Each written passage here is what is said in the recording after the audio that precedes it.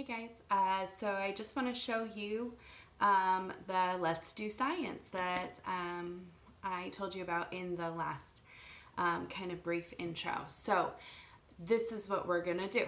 First, take a marker and draw a dot in the middle of your paper plate. Boom. Dot. Next, you're going to take some sprinkles. I have leftover sprinkles from decorating cookies with my kids, and you're going to sprinkle it kind of around the center of your circle at the center. And then you're going to take some sugar and sprinkle that around the edge of your plate.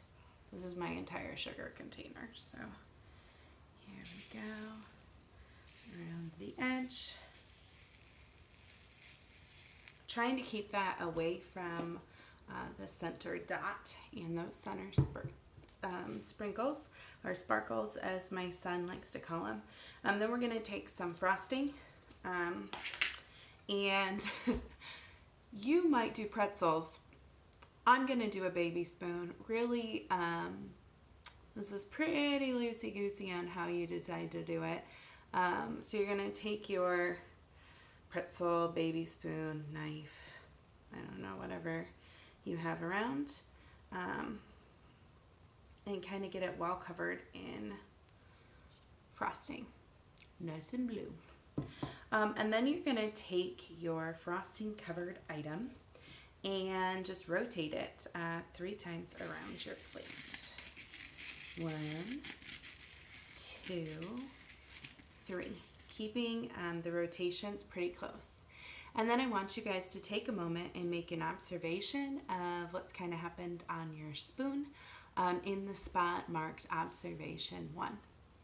For observation 2, you're going to sprinkle your cookie crumbs, or in my case, these very festive green, white, and bunny sprinkles along the inside circle as well.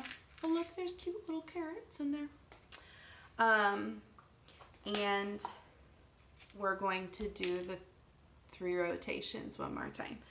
So 1, 2, 3.